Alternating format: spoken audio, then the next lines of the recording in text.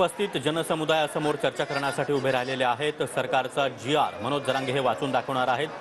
सकाळी शिष्टमंडळासोबत मनोज जरांगे यांची बैठक पार पडलेली आहे आणि ही चर्चा सकारात्मक झाल्याची माहिती देखील आता सूत्रांनी दिलेली आहे।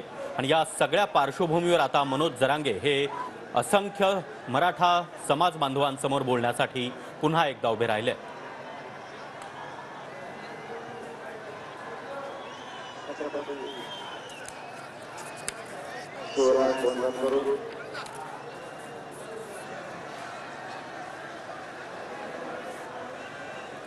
महाराष्ट्रभरात आलेल्या माझ्या सर्व मराठा बांधवांना मानाचा भेट सगळ्या गल्ल्यात घेऊन गेलो होतो। आपली मोगाची बैठक झाली। पुढे येऊ नका बघा तुम्ही सगळे करता पुढे येऊ नका। सकाळी शासनाच्या वतीनं कारण आता डायरेक्ट मुद्द्यावर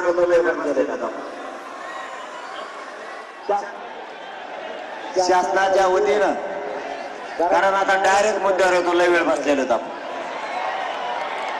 शासनाच्या वतीनं चर्चा झाली आपल्या मुद्द्यावर। शासनाला आपण मागण्या केल्या होत्या आणि त्या मागण्यासाठी आपण मुंबईपर्यंत आलेलो। मराठा मध्ये बोंबलं जाऊ नको, आम्ही त्यासाठी चाललेलो। कधी काही ऐकायचं शिका। तुमचे तराकडे लावा जातात तर दुसऱ्या डावसाठी ते डाव साधून फिरून द्यायचं नाही कोणाला, मोगम बोंबलायचं नाही। काय पण तुम्हाला आरक्षण पाहिजे, बाकीचं काय करायचं? कुठं जायचं आणि कुठं नाही जायचं गणे मे गावे सुद्धा छत्रपतींनी शिकवलं तर आपल्याला खेळायचं शिका।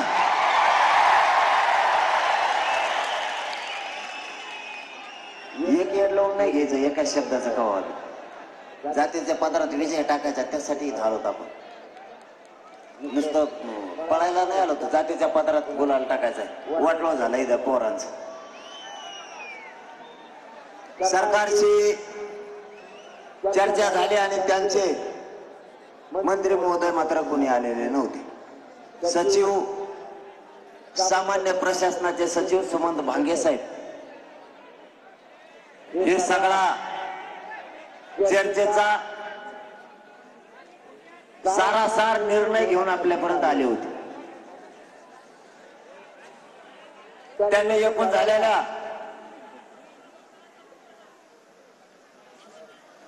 त्यांचे काय काय निर्णय आहेत कसे कसे याबाबत आपल्याला सकाळी सांगितलं। आमच्याकडून सुद्धा अर्धवट वाचले ते आलो होतो, तेवढा वेळ पण नव्हता। प्रत्येक माणूस आपल्याला झोपीनं टाकलेला आहे। कोणी रोडवर झोपतं, हे गप्प आहे ऐक आरक्षण ऐकायला आला कुठे हाणायला आला, गांभीर्याने राहायचं शिका।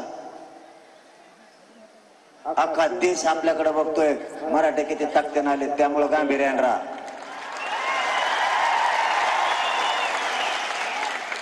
सरकारनं त्यांच्याबद्दलची काय भूमिका आहे आणि आपली भूमिका काय?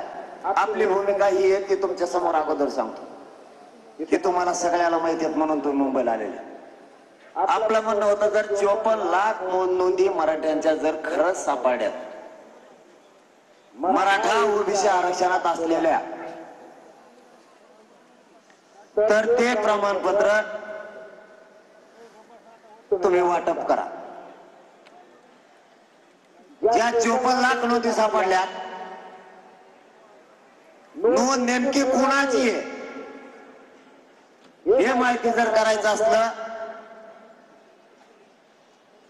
तर त्या ग्रामपंचायतला नोंदी मिळालेले कागद तुम्ही चिटकावले पाहिजे, तरच माहित होईल की माझी नोंद सापडली का नाही सापडली,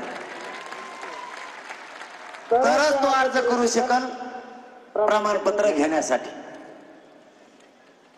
त्यांनी